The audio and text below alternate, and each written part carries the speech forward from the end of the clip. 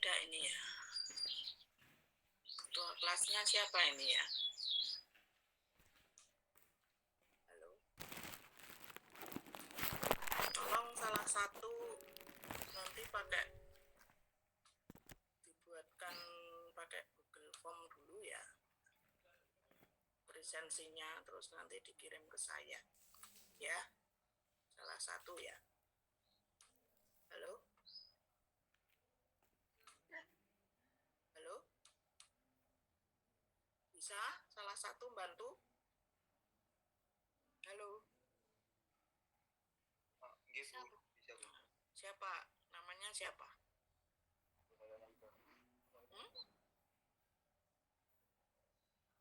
Ya, nanti yang kirim ke saya berarti itu gitu ya. Nah, nilai ekonomi hutan kota ya. Jadi pada pembangunan untuk pengembangan hutan kota atau mungkin kalau secara umum itu RTH ya, ruang terbuka hijau perkotaan, khususnya yang publik ya, karena kan ada yang berupa milik publik atau yang dikelola oleh instansi pemerintah, ada yang milik private atau dimiliki oleh anggota masyarakat atau kelompok anggota masyarakat gitu ya. Nah, tetapi ada suatu konsep dalam perencanaan pembangunan ya, apalagi yang menyangkut barang publik seperti hutan gitu ya, yang sebagian besar itu dikelola oleh negara.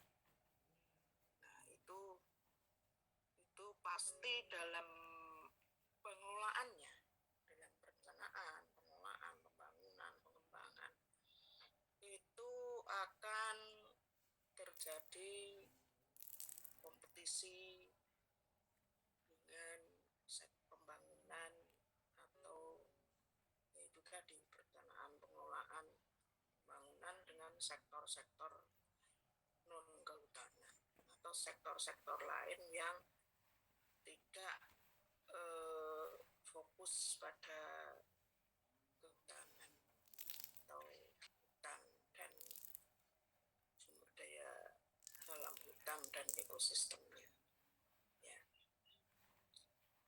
Nah, ketika sudah berhadapan dengan persaingan berbagai sektor, maka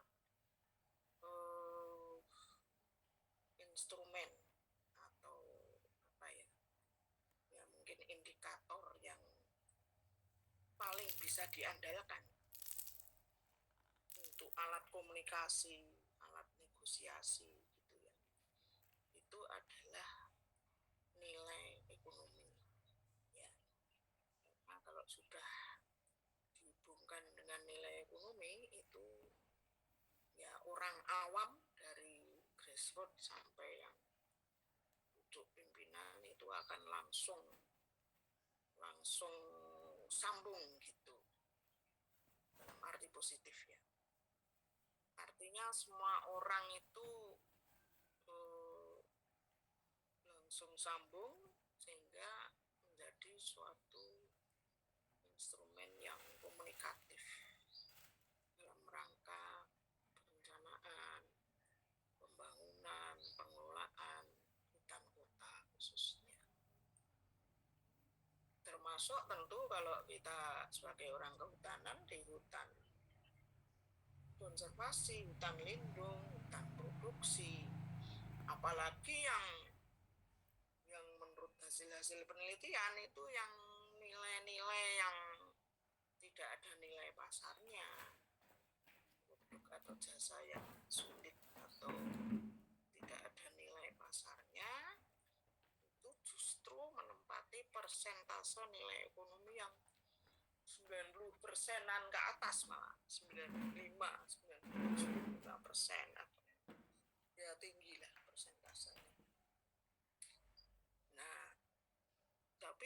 jenisnya dengan pembangunan sektor-sektor apalagi yang memerlukan pembersihan lahan, pembukaan penutupan hutan, termasuk hutan kota juga itu biasanya dikalahkan dalam tanda kutip ya untuk kepentingan yang dianggap lebih strategis atau lebih nyata. Nah, untuk memberi perspektif dan pemahaman kepada mahasiswa pengambil kehutanan kota khususnya, itu bisa kita pelajari dari perkuliahan hari ini ya, materi hari ini. Maksud tentu saudara bisa baca-baca sendiri juga atau belajar mandiri istilahnya. Nah, di sini ada suatu konsep nilai ekonomi ya.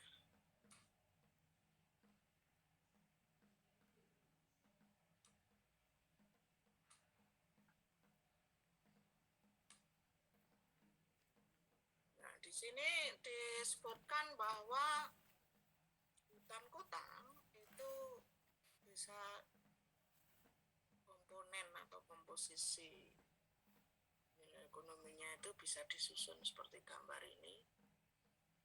Ada persamaan matematisnya juga, yaitu use value dan non-use value. Kemudian use value ini bisa dibagi menjadi direct use value, indirect use value, option use value, bequest value. Kemudian non-use value sendiri itu bisa mencakup bequest value dan existence value.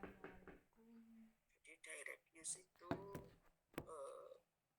use value tentunya nilai guna atau nilai penggunaan. Kemudian nilai non guna.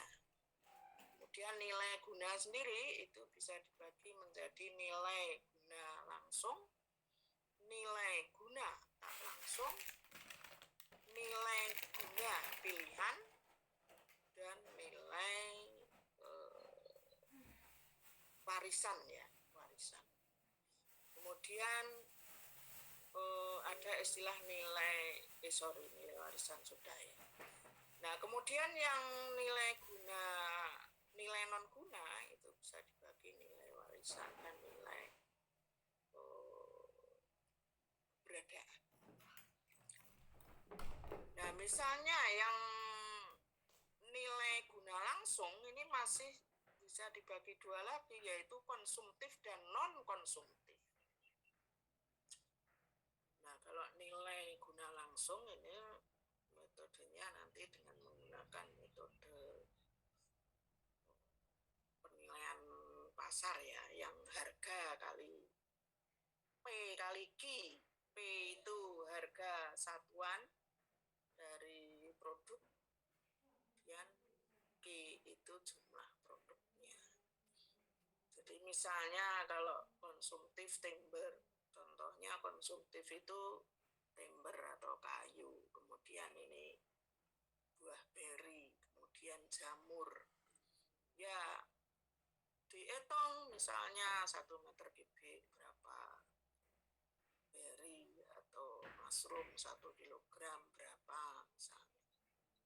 Kemudian yang non-konsumtif itu rekreasi, kemudian pengalaman estetika. Nah, misalnya ngitungnya gimana? Nah, ngitungnya misalnya melalui penjualan harga tiket masuk per kepala berapa gitu ya. Itu kan ada nilai pasarnya. Meskipun nilai pasar itu kadang-kadang tidak mencerminkan semuanya ya, khususnya yang wisata misalnya. Tapi ini akan ada pembahasan sendiri kalau yang mungkin ada mata kuliah lain atau kita nggak perlu sampai sedalam itu. Yang penting ini termasuk non konsumtif tapi bisa didekati dengan nilai pasar. Nah, kemudian yang nilai guna misalnya fungsi perlindungan, kemudian mitigasi iklim perkotaan, kemudian yang option use value itu yang sekarang itu misalnya ada tutupan hutan kota tertentu gitu ya, di luasan tertentu, lokasi tertentu itu kan masih seperti dicadangkan. Nah itu di masa depan itu bagi orang-orang penikmat atau pengguna hutan kota itu ya, pengguna itu misalnya jasanya kan tadi misalnya untuk fungsi perlindungan atau untuk bahkan mungkin bisa dari rekreasinya.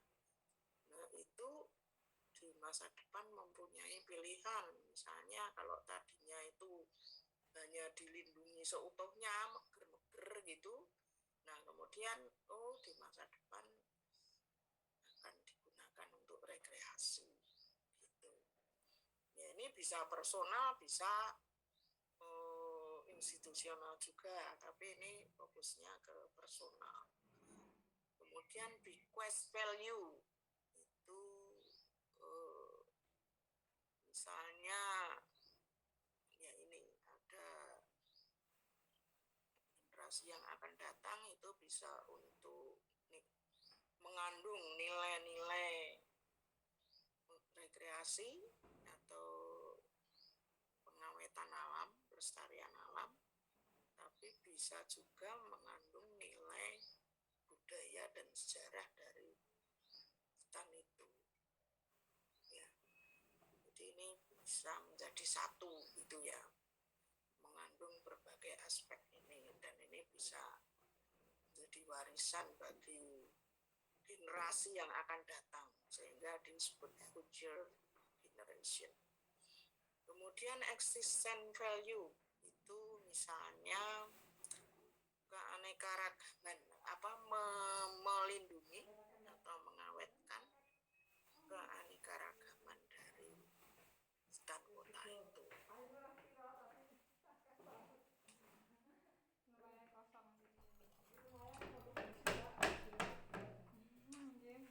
Nah, kemudian untuk lebih jelasnya dijelaskan lagi ya di sini.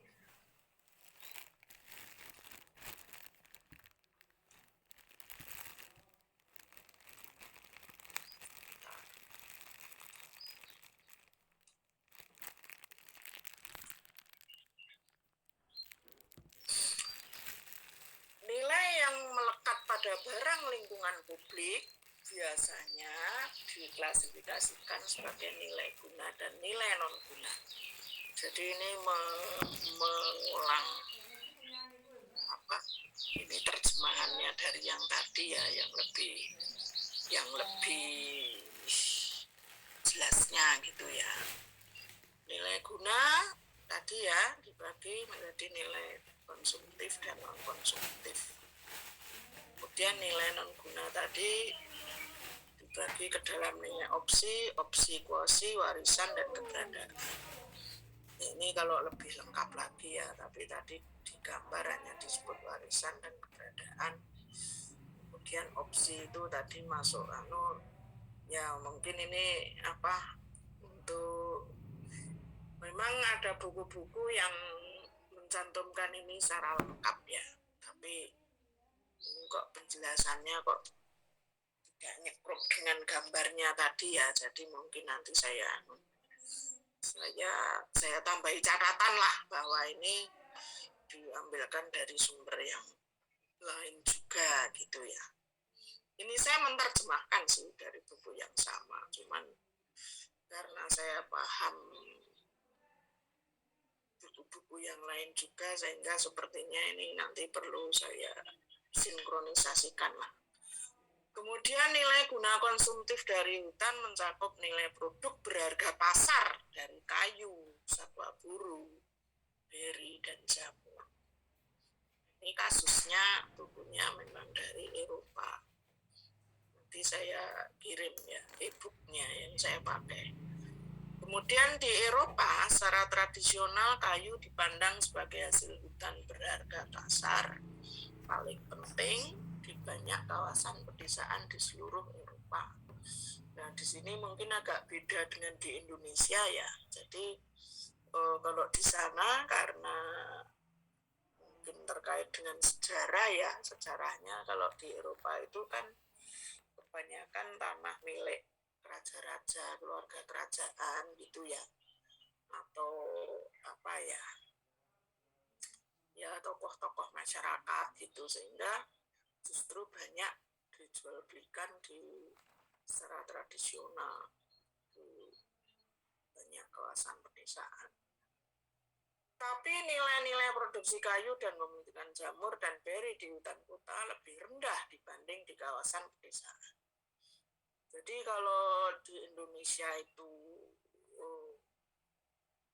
akan dibuat nilai komersial hutan kota yang dengan pendekatan,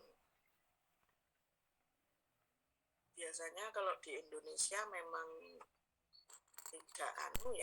tidak ditujukan untuk menghasilkan apalagi diperjualbelikan. Tapi dalam penelitian, nanti juga akan saya beri contoh penelitiannya ya. Dalam penelitian yang dilakukan para peneliti di Indonesia, itu pendekatannya juga bisa dari nilai produksi kayunya, juga yang non kayunya. Misalnya ini jamur buah gitu ya, yang non kayunya gitu ya. Hal ini, nah ini menjelaskan ya kenapa kok yang di pedesaan tadi kalau di Eropa itu lebih rendah dibanding yang di kota ya, maaf, yang di kota di Eropa tadi lebih rendah dibanding di kawasan pedesaan. Itu karena apa? Karena kondisi lingkungan untuk pertumbuhan itu terbatas karena polusi, fragmentasi hutan, dan pengaruh injakan kaki.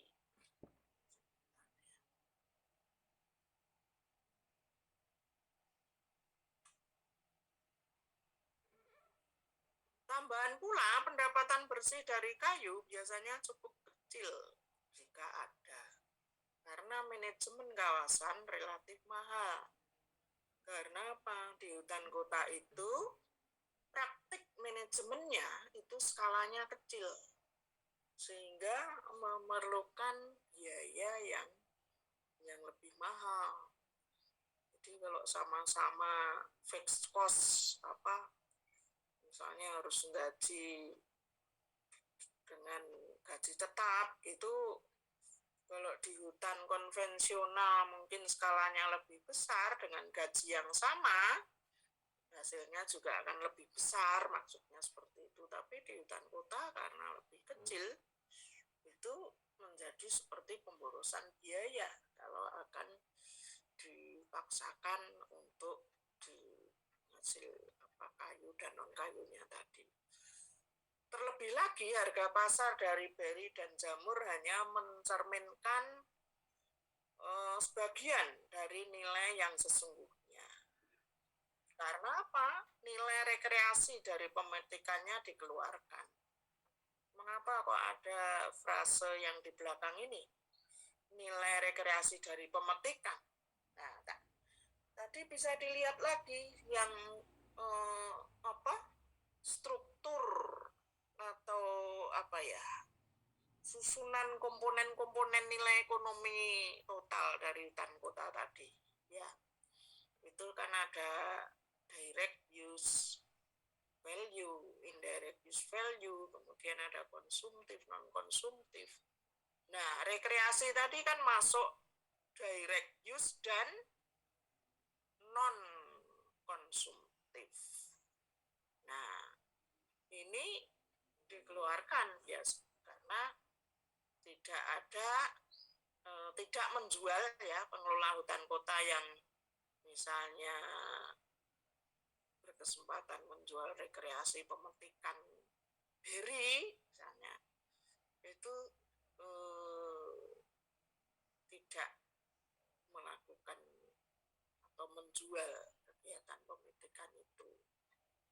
Nah, sehingga padahal apa? Padahal sebetulnya ada BRI yang tumbuh di situ, maksudnya seperti itu.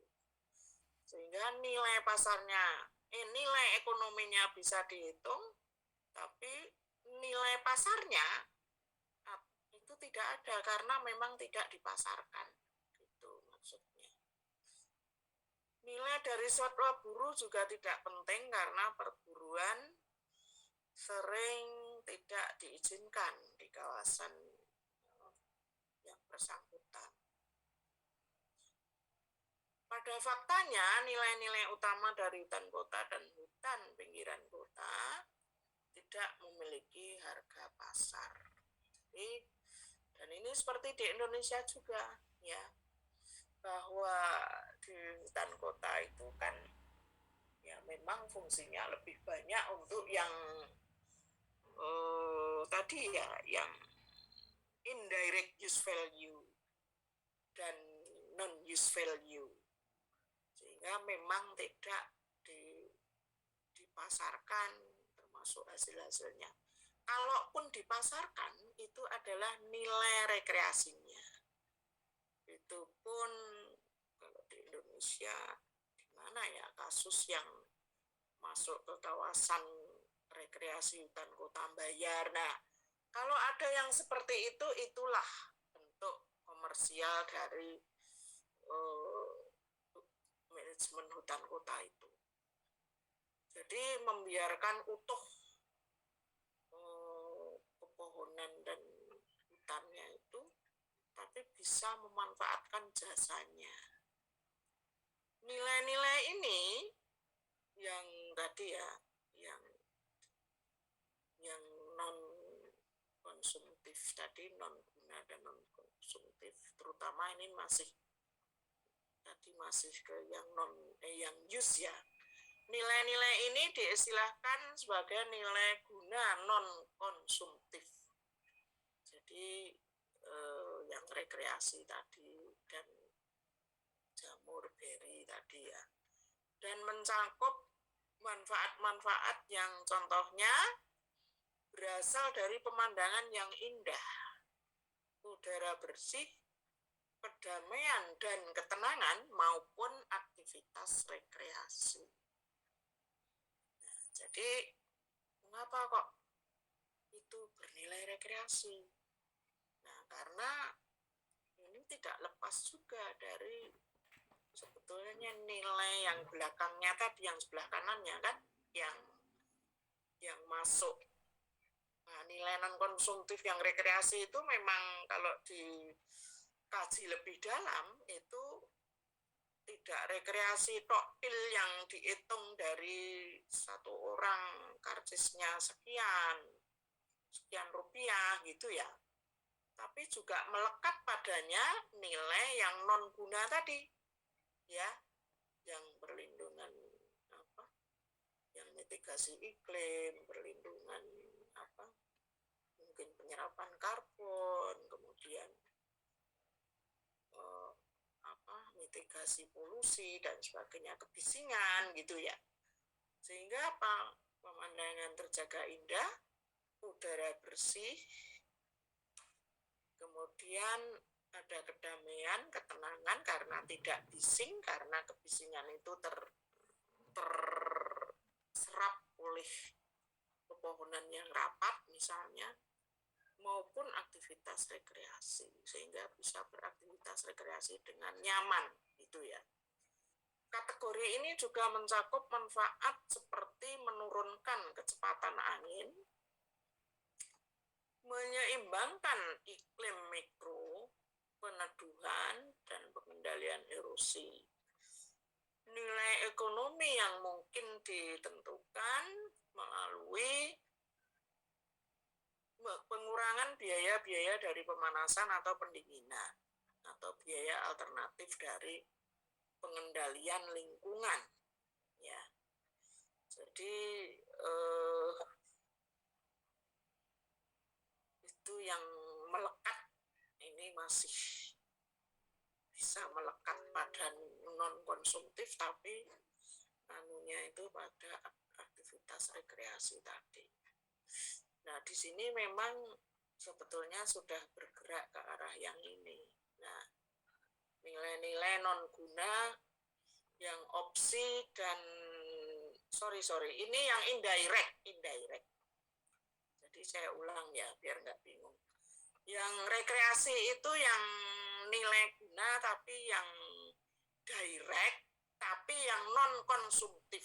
Nah, ya. Tapi kalau yang ini itu yang indirect value, use value tapi indirect value. Nah, ini mungkin nanti ditambah ya biar nggak membingungkan. Nanti saya edit lah, ditambah. Kemudian sebelah kanannya tadi adalah nilai yang non guna. Nah, ya. Jadi yang non guna tadi atau non use value itu, nah ini baru sesuai gambar ini, yaitu option atau opsi, bequest atau warisan, dan existence atau keberadaan. Nah, ini. Kemudian tulisan luar negeri itu ya belum tentu perfect ya, mengandung konsistenan juga, sehingga sebagai pembaca kita harus kritis ya. Nilai non guna mungkin kurang penting di kota daripada di hutan-hutan alam, tetapi masih berharga untuk dipertimbangkan. Ya, jadi maksudnya kalau di hutan alam itu kan nilai-nilai non guna ini melimpah gitu ya. Artinya hutan alam itu kan memang dalam arti hutan yang kalaupun ditebang, itu kalau di Indonesia pakai hutan tebang pilih Indonesia, sistem tebang pilih tanam Indonesia gitu ya, atau EUPHHK, izin usaha manfaatan hasil hutan kayu itu, atau dulu disebut HPH. Itu kan memang di hutan alam ya, di hutan alam dan di hutan tanaman, bisa dua itu.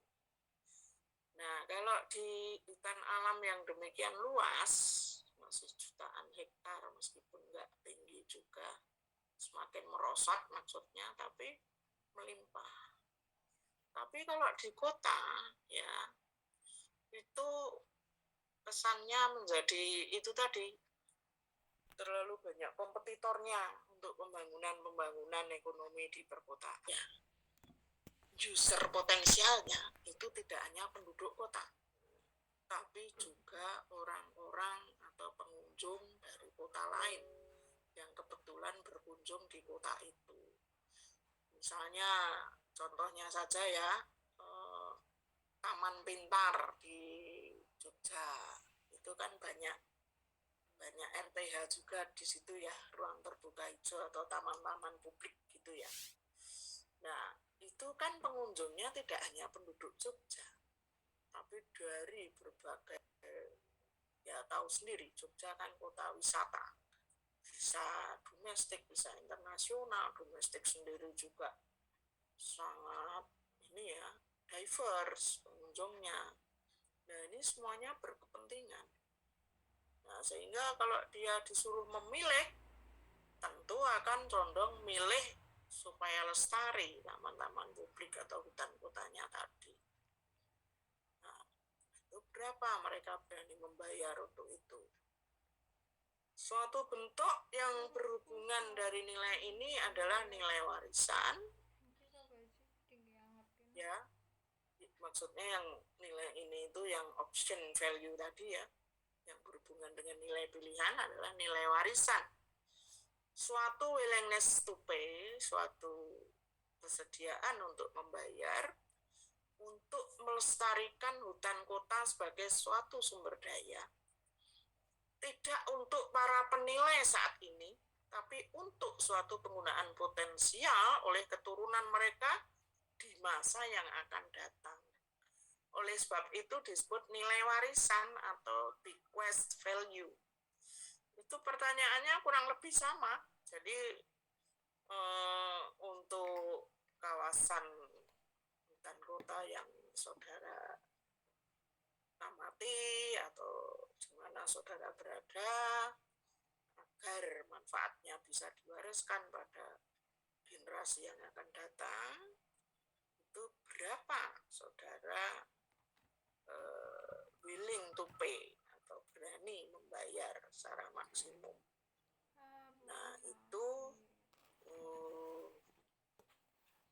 tadi kalau dia itu sebentar ya, di slideshow itu sukanya gitu peka. Kayaknya tadi sini ya. Nah ini makanya biasa aja ya.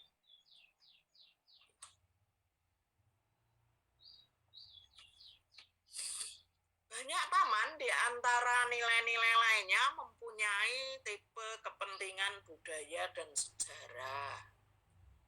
Jadi ini juga bisa tadi hubungannya bisa ke option, bisa ke warisan, bahkan mungkin eksisten juga. Terlebih lagi nilai keberadaan diturunkan dari pengetahuan bahwa sumber daya akan terus ada dan sering dihubungkan dengan kepunahan spesies. Jadi ini ya, saya nanti tak tambahi penjelasan biar tidak membingungkan ya. Ada spesies-spesies misalnya yang telah menemukan habitat layak hanya di lingkungan kota. Misalnya kalau itu biasanya disebut spesies exploiter atau adapter gitu ya. Kalau burung-burung itu misalnya burung gereja gitu ya. Kemudian burung apa ya yang adapter itu yang termasuk cucak itu adapter juga itu ya. Kemudian kami meneliti itu menemukan hutan kota itu ya jalur hijau jalan itu paling sekitar 10 sampai 14 jenis gitu ya. Jadi nggak banyak memang, dan yang sangat mendominasi itu ya itu burung gereja itu. Karena itu disebut exploiter. Tapi untuk tipe spesies avoider atau burung yang cenderung menghindari perjumpaan dengan manusia, termasuk pembangunannya itu pembangunan akibat aktivitas manusia, itu biasanya burung-burung yang dilindungi. Dan itu burung-burung itu akan cenderung kembali ke habitat alaminya ya. Jadi ke hutan konservasi yang ada atau hutan-hutan yang kalaupun statusnya tidak konservasi secara negara ya, ditunjuk resmi negara, tapi di hutan yang habitatnya itu terlindungi dengan baik, ekosistemnya utuh gitu ya, sehingga mampu memberikan habitat yang jauh dari manusia tadi, itu disebut avoider. Nilai ekonomi dari hutan kota, ini cara mengkuantifikasikannya ya, gambaran mengkuantifikasikannya. Jadi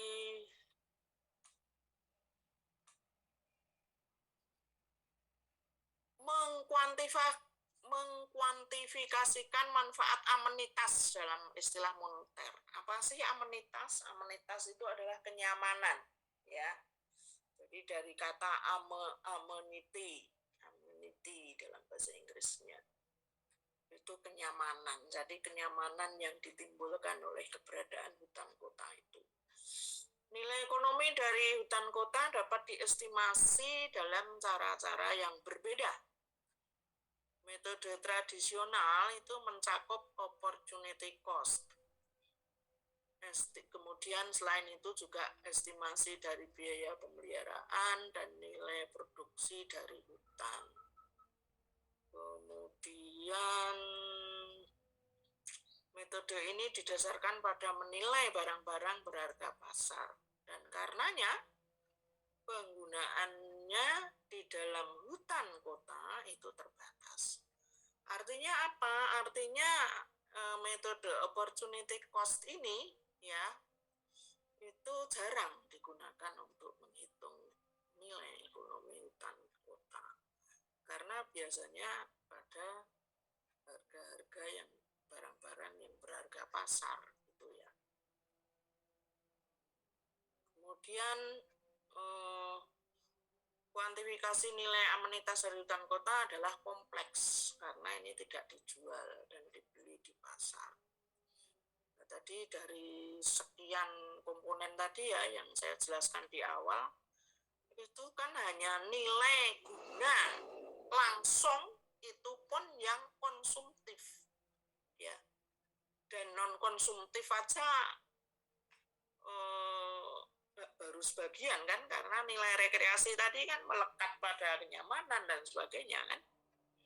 Nah, sehingga agak kontroversial juga sebetulnya ya. Tapi ya memang penulis itu ya punya kebebasan mimbar gitu ya. Cuman ya itu tadi pembaca harus kritis, atau ketika menggunakan itu harus konteksnya itu harus masuk gitu. Karena kalau tidak akan menimbulkan kebingungan atau pertanyaan gitu ya.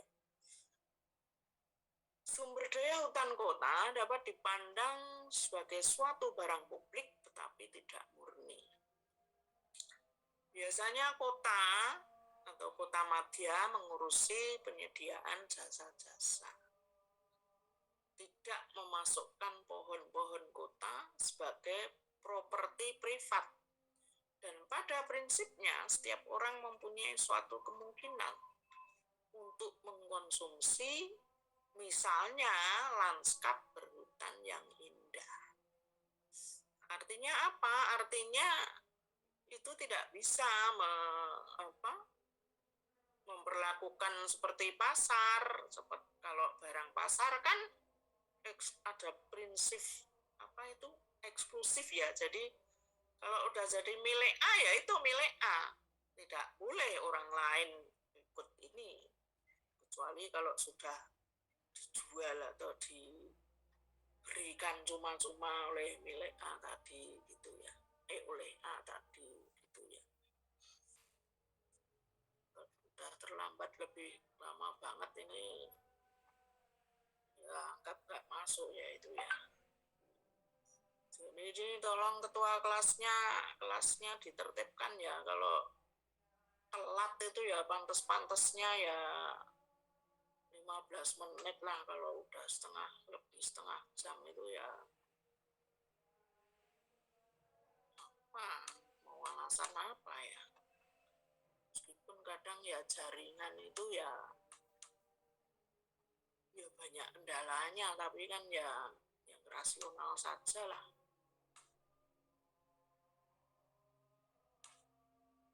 Tapi oke lah, ini untuk pertama saya masih ini, tapi untuk berikutnya saya nggak mau loh kalau telat lama masuk. Karena meskipun ini offline, tapi saya ya minimal harus menghargai saya sendiri lah. Kalau mahasiswa nggak menghargai saya, minimal saya sendiri yang harus menghargai kan. Yaitu dengan cara menerapkan kedisiplinan waktu, melindungi kepentingan yang tertib-tertib juga kan.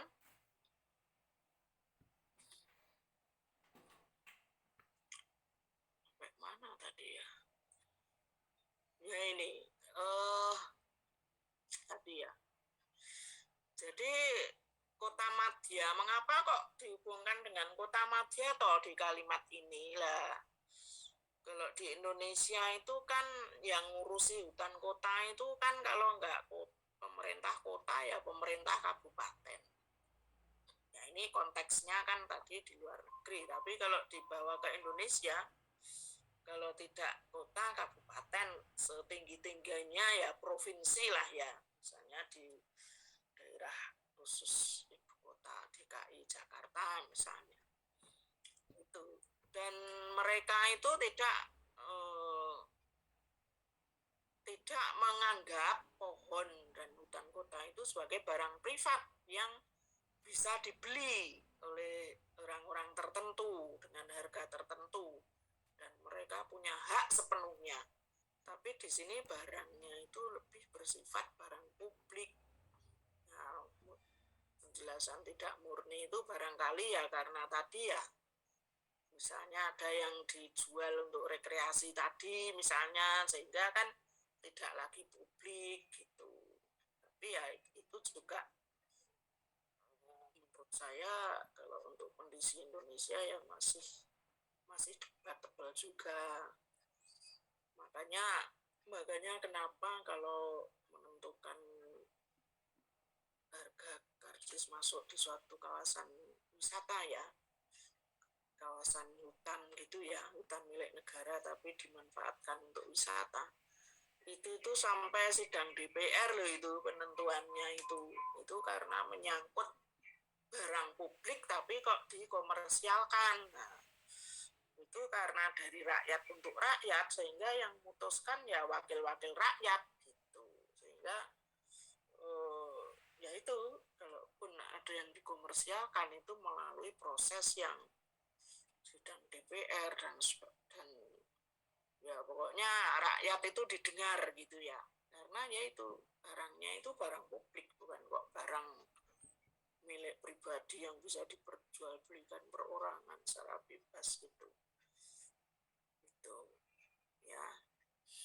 Akan tetapi rumah tangga juga mempunyai opsi membayar untuk lingkungan sebagai suatu joint product dengan suatu pekerjaan atau suatu rumah dengan cara misalnya memilih sebuah rumah dekat taman publik. Nah ini contohnya itu adalah yaitu tadi ya, ini yang menjelaskan tidak murni tadi. Karena apa? Rumah tangga atau kakak ya, kakak, kepala rumah tangga gitu ya, berarti menyangkut perorangan kan, juga mempunyai pilihan. Misalnya si A tadi ya, kakak gitu kan, dengan satu istri 3 anak gitu misalnya, itu ingin mempunyai lingkungan di kota tapi yang lingkungannya sehat gitu. Nah itu yang dekat taman publik, yang rapat pohon-pohonnya indah ya, pokoknya tidak bising, tidak tercemar, tidak banyak pencemar dan semacamnya gitu ya. Nah dia berani membayar lebih tinggi dibanding lingkungan yang kualitasnya itu lebih rendah alias jauh dari taman publik. Nah ini kan berarti yang dimaksud tidak murni terkandung di sini ya, salah satu contohnya. Misalnya seperti itu.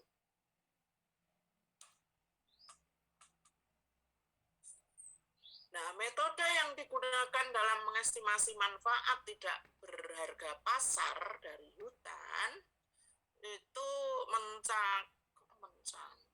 mencakup apa yang disebut dengan contingent valuation method. Kebetulan dulu S2 saya pakai metode ini, tapi dulu saya tentang nilai manfaat ekonomi ekowisata di kawasan konservasi Kaliurang untuk perencanaan daerah destinasi ekowisata. Nah, dulu judulnya itu ya. Itu pakai CVM, contingent valuation method. Makanya mengapa saya Pak Oon almarhum ya dulu yang pengampu utama Perhutanan Kota meminta saya untuk mengisi nilai ekonomi hutan kota, kebetulan nyekrop dengan S2 saya dulu. Hedonic, kemudian juga metode hedonic pricing method dan travel cost method. Jadi ada suatu pendekatan atau metode yang digunakan untuk estimasi ya manfaat yang tidak berharga pasar. Artinya tidak diperjualbelikan di pasar seperti barang normal. Misalnya sepasang sepatu itu ya sekian, satu buah tas sekian, satu buah baju, celana sekian, itu barang-barang normal ya, barang yang bernilai pasar jelas. Nah, kalau ini tidak, yang manfaat hutan kota atau amenitas tadi.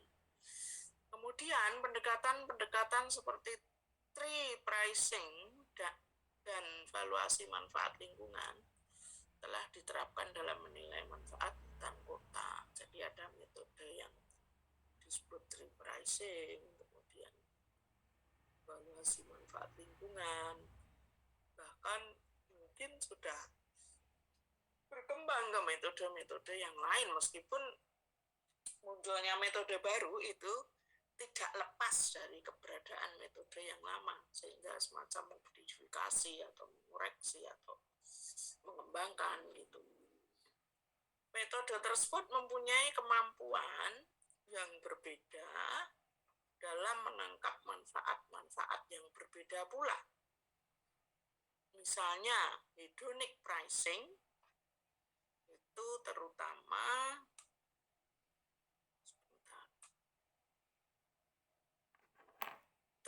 menangkap manfaat rekreasi dan estetika dari area-area hijau. Sedang valuasi manfaat lingkungan fokus pada kualitas udara dan fungsi penyimpanan energi dari pepohonan. Jadi fokusnya masing-masing ya, tiap metode itu.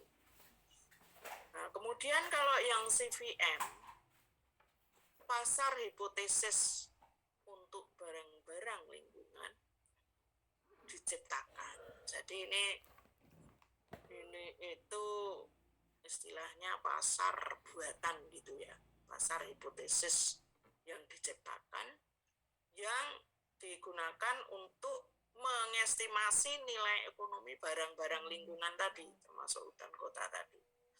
Yakni responden ditanya apakah mereka bersedia membayar untuk pelestarian atau pembangunan atau pengembangan hutan kota.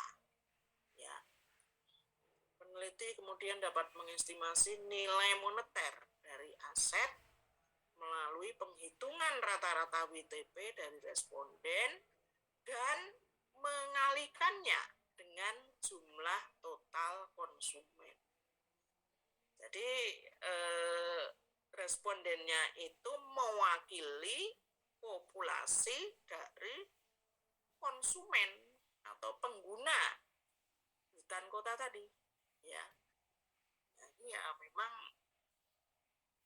saudara mungkin pernah mendengar istilah finite and infinitive population. Finite itu populasi yang terhitung ya, tertentu jumlahnya itu jelas, tapi ada populasi yang infinitif, populasi yang tidak terbatas istilahnya. Nah, itu tentu ada sendiri-sendiri ya pendekatannya gitu. Nah, ini untuk menghitung itu juga melalui pendekatan-pendekatan itu. Jadi total konsumen yang disasar itu berapa populasinya. Kemudian kalau responden ini kan sampel dari konsumen tadi ya, dari populasi konsumen. Nah, sampel kan biasanya intensitas sampling berapa persen misalnya 5% dari total konsumen.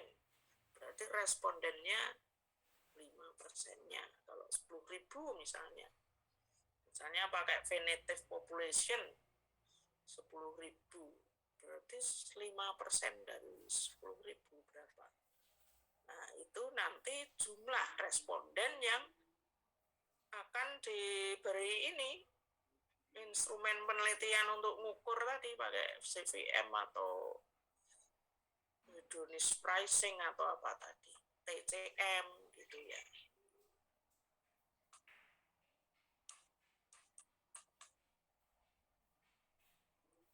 Nilai manfaat lingkungan dari pepohonan itu bertujuan untuk mengkuantifikasikan dampak pepohonan pada iklim kota, ya. Jadi ya itu tadi, misalnya kalau ada pepohonan dari hutan kota tadi, itu ternyata berdampak positif pada penebuhan gitu ya. Mungkin penurunan evapotranspirasi kalau jenis-jenisnya sesuai, kemudian modifikasi dari aluran udara gitu ya.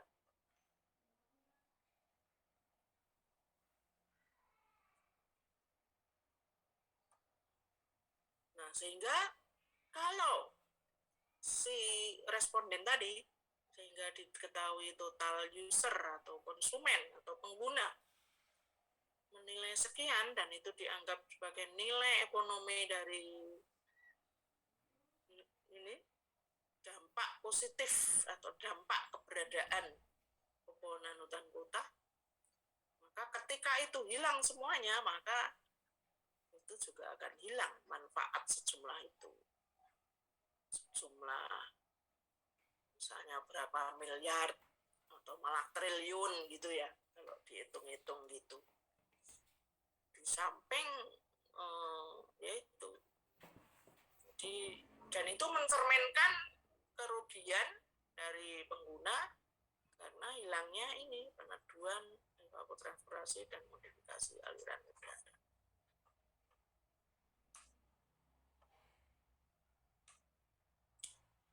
Kemudian manfaat ini dapat dinilai melalui biaya alternatif dari pengendalian lingkungan seperti WTP tadi ya, WTP tadi. Kalau sudah mengambil kuliahnya Profesor Wahyu Andayani atau siapa ya, Pak Slamet, Pak Bicus apa itu ya, itu kan pasti sudah nggak asing ya dengan WTP. Manfaat ini tadi ya itu dapat dinilai melalui biaya alternatif dari pengendalian lingkungan seperti WTP untuk orang-orang, WTP orang untuk pengendalian polusi udara dan pengurangan kebisingan atau secara langsung melalui penyimpanan energi dalam pemanasan atau pendinginan. Misalnya, contohnya ya, NOWAC menemukan bahwa 5-10% peningkatan atau perbaikan dalam kualitas udara yang dilokalisasi adalah mungkin di area-area dengan penutupan pohon yang relatif tinggi. Artinya apa? Artinya dengan keberadaan pohon yang relatif tinggi, keberadaannya itu ya, penutupan pohonnya di area-area tertentu yang dilokalisasi, misalnya di zona-zona hijau gitu ya, itu bisa meningkatkan kualitas udara 5-10% dibanding kalau tidak ada pepohonan atau mungkin ada tapi tidak tinggi gitu ya, atau kurang, sangat kurang gitu. Kemudian pada tahun 91 peneliti mengestimasi nilai dari penghilangan polusi adalah sebesar berapa ini? 1 juta US dollar untuk pepohonan di Chicago. Nah, kalau sekarang ya pakai apa itu, compounding factor. Pakai compounding factor, tinggal dihitung dengan nilai I-nya itu ya inflasi atau suku bunga yang berlaku. Nah, itu dikalikan harga awal ini, ada rumusnya ada itu, kali 1 plus R pangkat berapa tahun dari sekarang ke 91, dikalikan harga yang ini ya, kali 1 plus R pangkat berapa ini, 2022 dikurangi 1991. Nah, nanti akan ketemu sekarang kira-kira berapa. Selanjutnya, potensi pohon untuk menurunkan energi pemanasan dan pendinginan di rumah-rumah diinvestigasi atau diteliti. Karena kan untuk ini karena sana negara 4 musim ya, itu kan kalau summer ya ada pendinginan dan itu butuh energi kan. Kemudian ketika winter butuh pemanasan atau disebut heater gitu ya, itu ya butuh energi lah. Maksudnya itu potensi pohon itu bisa untuk menurunkan energi yang dibutuhkan untuk pemanasan atau pendinginan di rumah-rumah. Suatu peningkatan dalam penutupan pohon sebesar 10%, kira-kira 3 pohon per bangunan dapat mengurangi energi pemanasan dan pendinginan hingga 5-10%.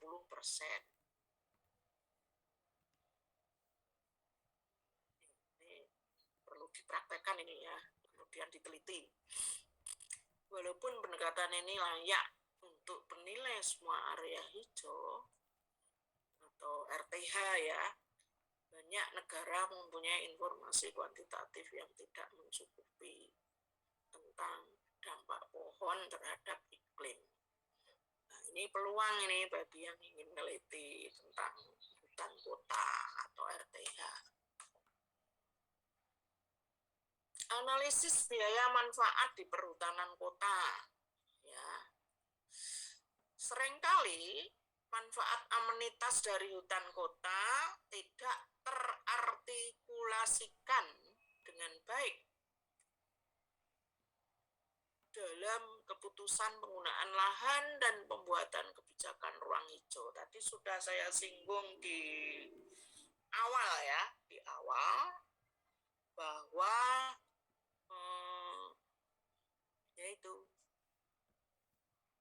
untuk pembuatan keputusan ya, misalnya gampangnya saja dulu pernah ada ilustrasi gini, Bappenas ya, jadi yang ketika pemerintah mau menyusun itu ya, misalnya RAPBN gitu ya, itu kan semua kementerian maupun non-kementerian ya itu dikumpulkan, terutama yang kementerian sektoral di Bappenas gitu ya. Nah, terus ditanya gitu ya, atau mereka presentasi, saya pembangunan ini butuh lahan sekian, saya bangun ini butuh lahan sekian, saya akhirnya ketika ditotal itu kebutuhannya itu jauh melebihi luas area dari lahan secara nasional, atau kalau provinsi ya provinsi, Bapeda, kabupaten ya kabupaten, kota ya kota. Ya agak dagelan konyol juga, tapi kenyataannya seperti itu. Sehingga apa? Sehingga di sini diperlukan ini apa?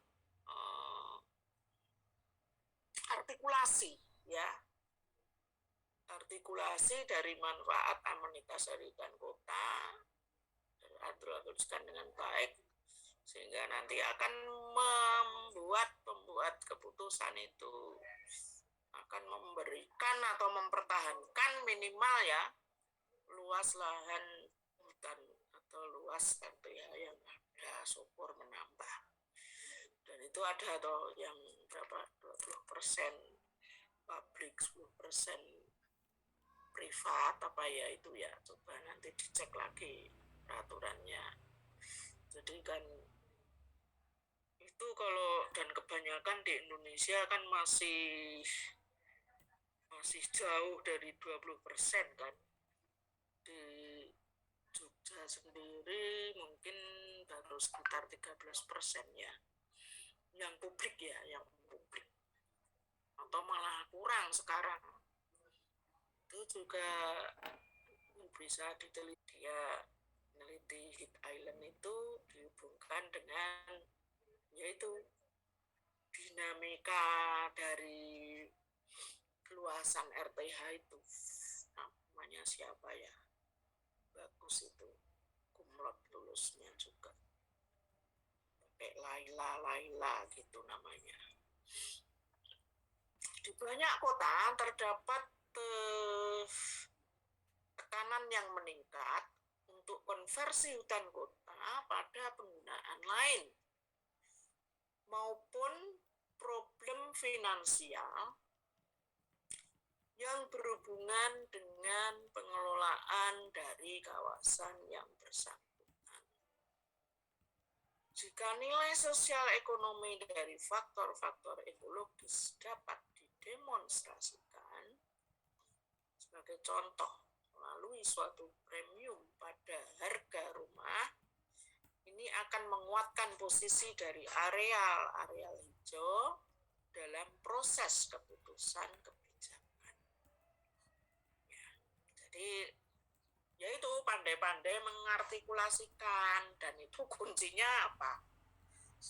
Tidak cukup hanya pintar ngomong komunikasi dalam arti persuasi, tidak cukup banyak itu, tapi juga harus ditunjang dengan hasil-hasil penelitian yang metodenya itu juga meyakinkan, ya.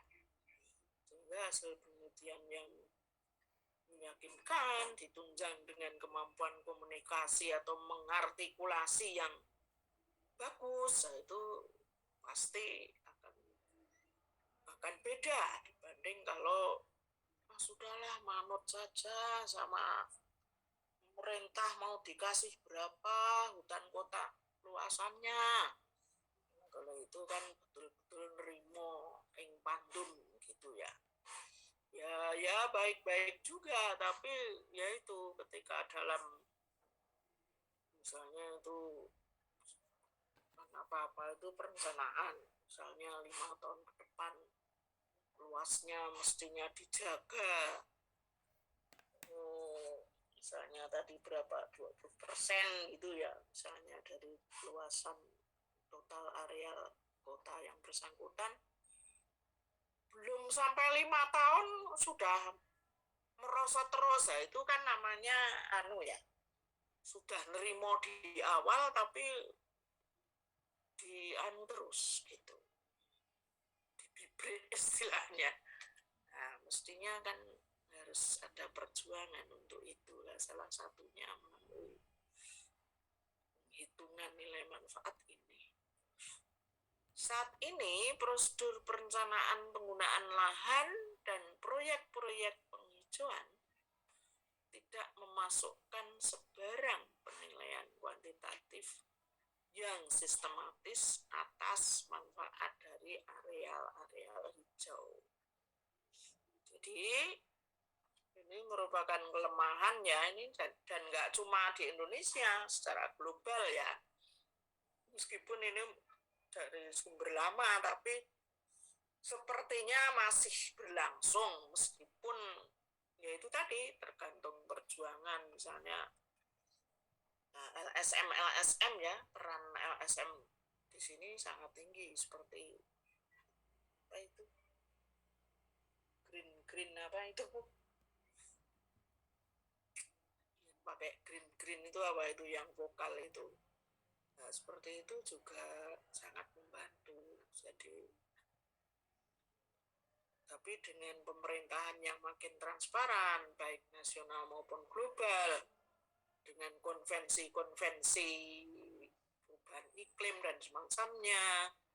Saya kira ini makin bisa dikurangi lah kekurangan yang ada di prosedur ini. Tapi ya itu, semua itu tetap butuh monitoring dan evaluasi dan penelitian-penelitian yang agresif juga ya, sehingga bicara dengan fakta, tidak hanya retorika belaka gitu kan.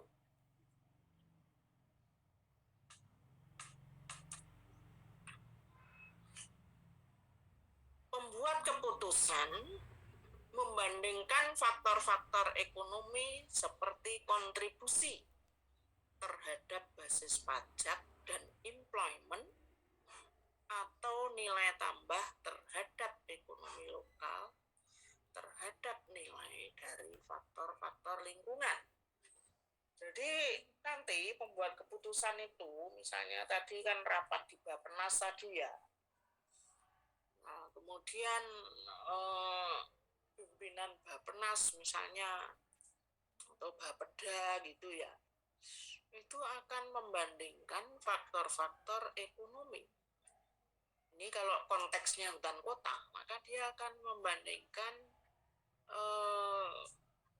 faktor ekonomi seperti kontribusi terhadap pajak dan ketenaga kerjaan atau peluang kerja yang diciptakan terhadap nilai tambah ekonomi lokal, terhadap nilai dari faktor-faktor lingkungan.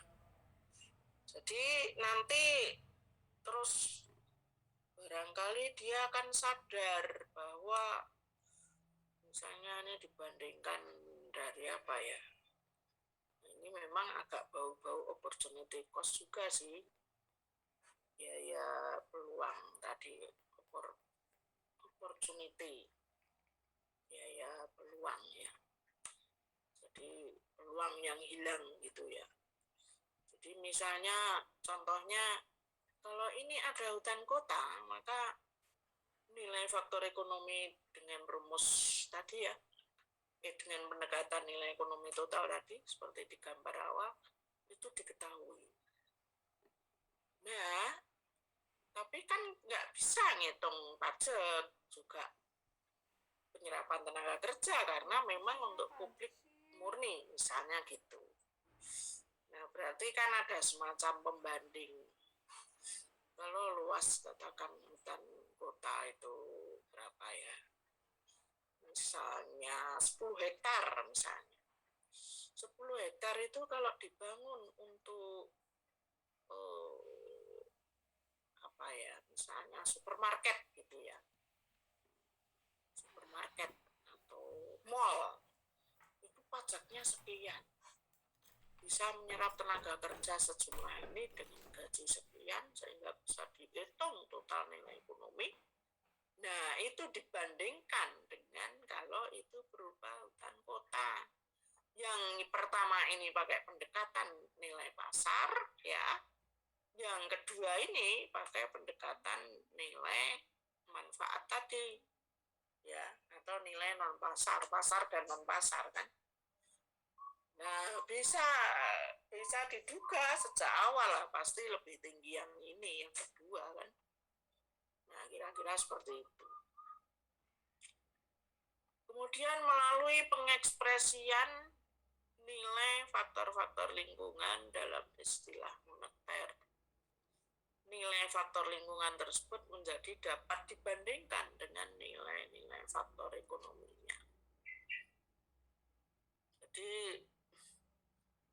ini nanti biar saudara tahu realitanya, nanti saya kirim ya, contoh penelitiannya, terus nanti mungkin ada tugas kelompok gitu ya, untuk lebih mendalami, menghayati gitu. Sekarang barangkali masih agak bingung-bingung dikit ya, nggak apa-apa, namanya juga proses. Nanti kalau waktunya cukup bisa tanya jawab sebentar. Melalui jadi ya melalui pengekspresian nilai faktor-faktor lingkungan dalam istilah moneter. Jadi yaitu yang tidak bernilai pasar itu dikomunikasikan atau diekspresikan melalui istilah moneter. Sehingga apa? Sehingga bisa dibandingkan dengan nilai-nilai faktor ekonominya. Misalnya yang pertama tadi, ya, ini akan memberikan bobot lebih pada faktor-faktor lingkungan dalam proses pembuatan keputusan. Walaupun tidak semua nilai lingkungan dapat dimasukkan ke dalam istilah moneter. Ya. Jadi memang tidak semua ya, tidak semua ya. Ada hal-hal yang agak sulit atau cukup sulit. Nah, kadang-kadang orang terus bypass ya, artinya kadang-kadang ngambil nilai pragmatis gitu ya. Misalnya yaitu nilai non-konsumtif rekreasi. Itu kan kalau mau jujur ya, atau mau apa adanya, itu kan nggak bisa hanya dihitung misalnya masuk ke TNGM, Taman Nasional Gunung Merapi yang di resort Pakem Cangkringan itu yang Telogo Nirmolo, Telogo Putri. Misalnya biar apa itu 5.000, 10.000 masuknya, kan nggak bisa hanya itu dianggap nilai ekonomi rekreasi hanya 5.000 per orang, karena yaitu melekat di dalamnya nilai-nilai tadi ya, ada ketenangan, ada keindahan, ada romantisme dan sebagainya ya. Sehingga ini gayut penjelasan di sini bahwa meskipun tidak semua nilai itu bisa tercakup di dalamnya ya, tapi setidaknya bisa diartikulasikan tadi.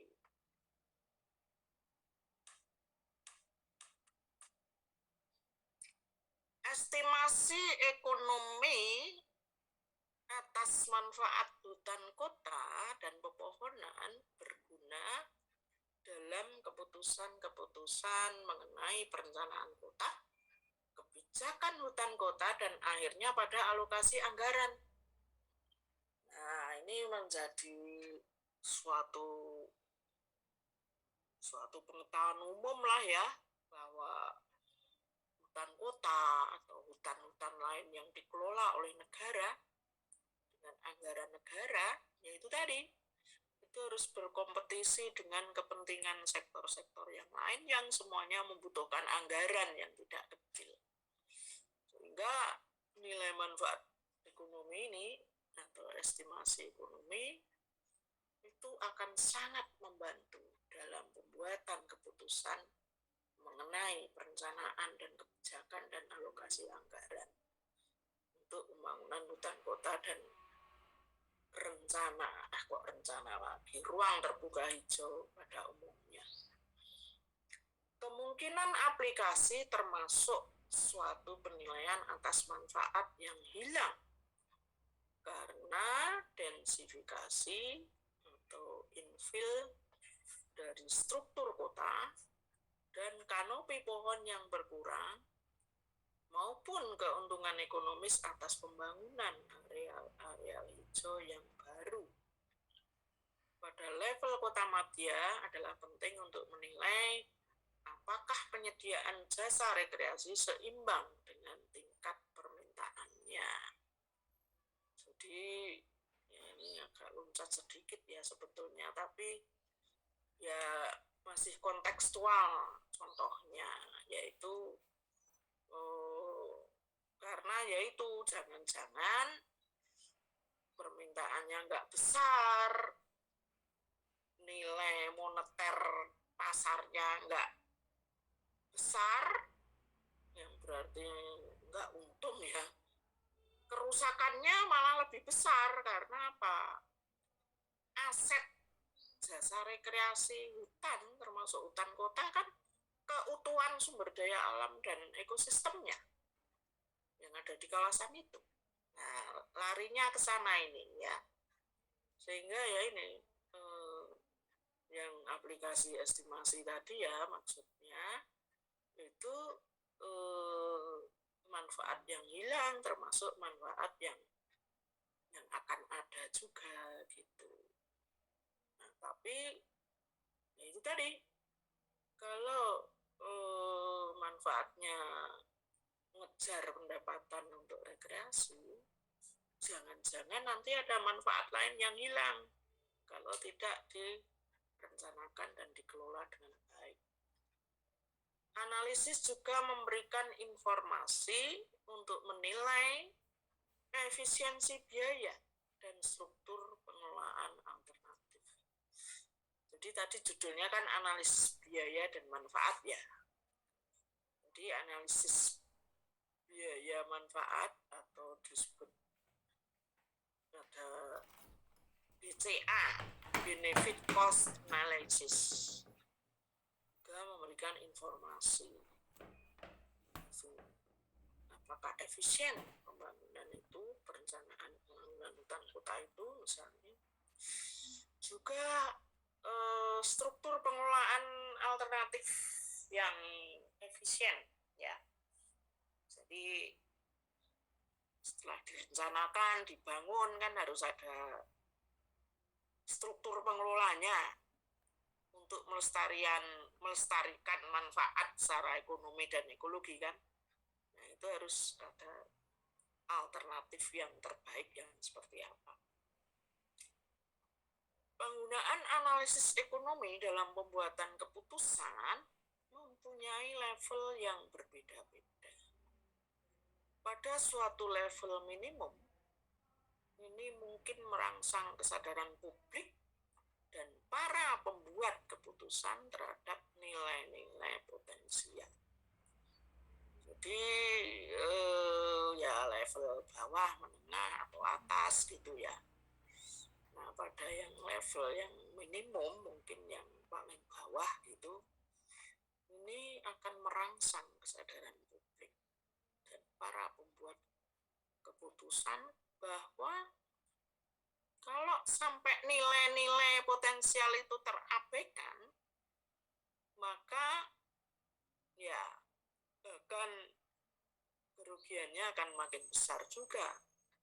Artinya kalau publik dan para pembuat keputusan itu disadarkan nilai hutan ekonomi hutan kota tadi, maka mereka akan menyadari bahwa ternyata hutan kota itu tidak hanya indah, sejuk, tapi ternyata ada nilai-nilai lain yang terkandung di dalamnya, atau paling tidak mereka sadar akan nilai-nilai potensial itu. Nah, pada level proyek ini dapat mempengaruhi atau mengidentifikasi keputusan melalui analisis manfaat biaya. Sebetulnya ini level minimum ini mungkin ya, atau ya minimalnya. Oke, jadi gini, kok pakai istilah level minimum, itu minimalnya itu publik dan buat keputusan itu sadar gitu ya. Tapi sebetulnya yang menjadi kunci itu ketika sudah pada level proyek itu ya pelaksana proyek pembangunan hutan kota itu, entah itu biasanya yang melekat pada instansi terkait ya, misalnya Dinas Lingkungan Hidup Kota Yogyakarta misalnya. Nah, itu akan membuatnya ya, ketika dia sadar dengan potensi-potensi itu dia akan bergerak lebih lanjut atau lebih operasional gitu ya, lebih nyata dan operasional. Kalau publik kan nonton saja kan, ya enggak, membuat keputusan, apalagi yang tidak ada di Dinas Lingkungan Hidup ini kan ya akan memantau kan ya, nonton, memantau, komen. Tapi kalau yang pelaksana proyek itu dia akan bergerak lebih lanjut, yaitu akan mempengaruhi mempengaruhi atau mengidentifikasi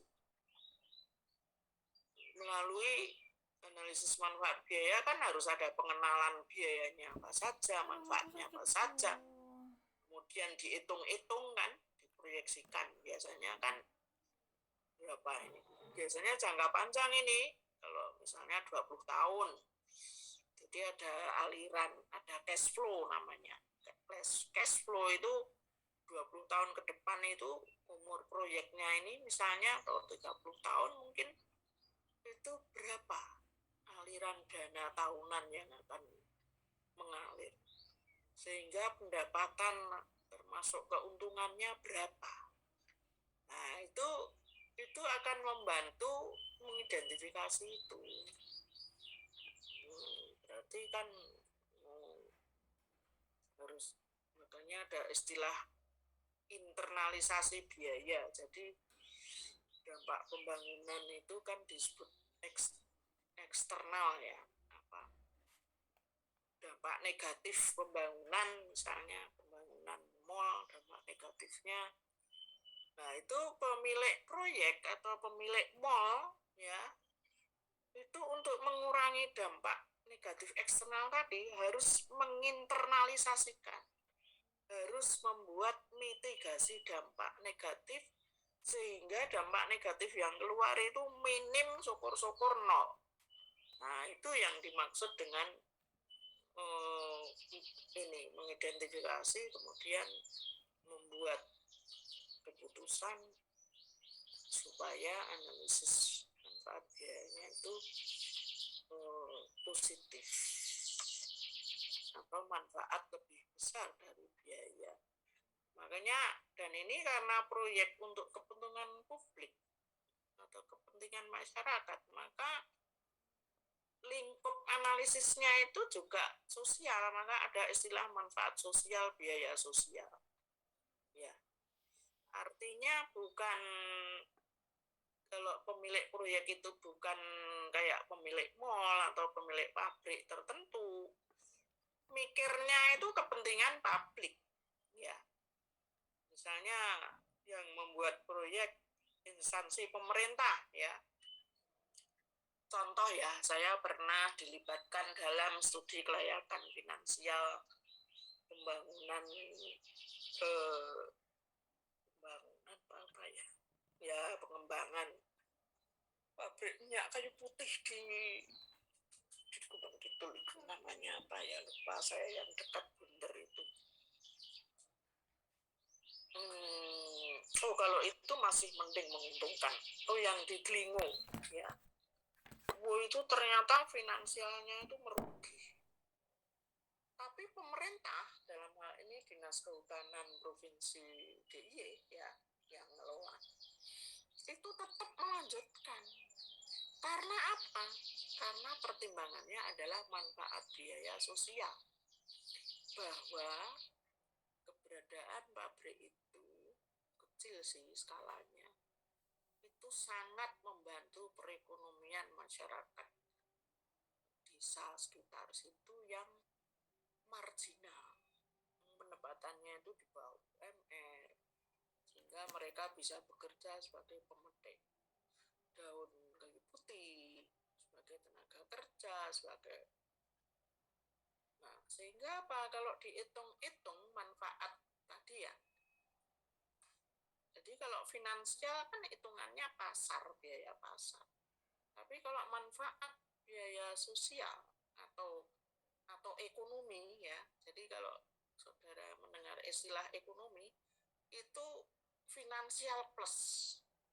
Tapi kalau finansial itu melekat pada pemilik proyek, tapi yang proyek swasta, proyek yang melekat pada pengusaha, nah gitu ya. Tapi kalau ekonomi atau sosial itu biasanya proyeknya pemerintah ya. Nah itu tadi, ternyata kalau dihitung secara manfaat sosial, biaya sosial, itu yang kayu putih tadi tetap lebih besar manfaatnya, sehingga terus meskipun secara finansial itu merugi itu. Nah, saudara bisa melihat kasus yang sama mungkin untuk hutan kota atau untuk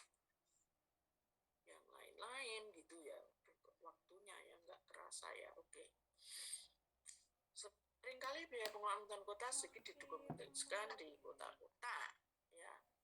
Maksudnya itu sedikit dokumentasinya. Suatu studi di Munich, Jerman mengarah pada pertanyaan tentang bagaimana mengoptimasikan biaya pengelolaan struktur hijau kota. Suatu pendekatan ekonomi digunakan untuk menggambarkan kualitas hutan kota sehubungan dengan pemeliharaan yang diperlukan guna mencapai kualitas tersebut. Informasi pada sumber daya dan waktu rata-rata yang diperlukan untuk tugas-tugas pengelolaan tertentu di areal-areal yang berbeda dikumpulkan. Sebuah model optimasi diterapkan untuk merencanakan penggunaan sumber daya pengelolaan. Nilai total dari area hijau tergantung pada lokasi, ukuran, kualitas, intensitas penggunaan, dan banyaknya areal-areal pengganti yang tersedia. Pada umumnya, makin langka sumber daya, makin tinggi nilai per hektarnya. Nilai ekonomi ya, atau mungkin nilai finansial ya, atau dua-duanya. Tambahan pula, nilai dari pepohonan secara tunggal dalam sebuah kota tidaklah sama, bahkan jika pepohonannya identik dan berada pada lokasi yang sama. Nah, ini terakhir ini ya, dan terakhir ini. Ya, ini terakhir, ini slide terakhir. Hukum manfaat marginal yang semakin menurun ya berlaku pada nilai estetika dan rekreasi dari pepohonan. Jadi hukum manfaat marginal yang menurun. Pohon yang pertama dalam suatu areal terbuka membuat perbedaan terbesar. Tapi setelah mana tiap pohon tambahan dihitung kurang. Jadi kalau berderet-deret pohon apa itu tabebuya misalnya sama satu deretan, itu yang pertama itu wah gitu kan, wah apalagi kalau sedang berbunga. Tapi makin ke sana itu menjadi tampak biasa atau jadi kurang menarik gitu. Sejauh ini, penelitian yang berusaha untuk menentukan manfaat amenitas dalam istilah moneter masih terbatas di Eropa, walaupun tingkat aktivitas dan hasil-hasilnya kurang lebih telah melewati tahap demonstrasinya. Ya, maksudnya pada prakteknya tidak hanya di Eropa lah, ataupun maksudnya itu yang diteliti itu sebetulnya tidak merepresentasikan kondisi yang sebenarnya yang mungkin lebih jauh lagi gitu, entah di benua yang sama atau di tempat lain. Terdapat perbedaan budaya dalam sikap terhadap hutan kota dan suplai atas area-area hijau bervariasi. Oleh sebab itu, hasil-hasil tidak dapat ditransfer secara mudah. Hasil-hasil penelitian maksudnya ya. Lebih banyak penelitian diperlukan untuk menciptakan model-model yang layak untuk penilaian manfaat dalam praktek. Tetapi melalui metode-metode valuasi moneter tadi adalah mungkin untuk menciptakan estimasi lokal atau regional bagi nilai ekonomi dari areal-areal hijau, termasuk hutan kota, ruang terbuka hijau. Oke, untuk hari ini cukup. Mungkin ada satu pertanyaan saja kalau ingin bertanya. Ada pertanyaan?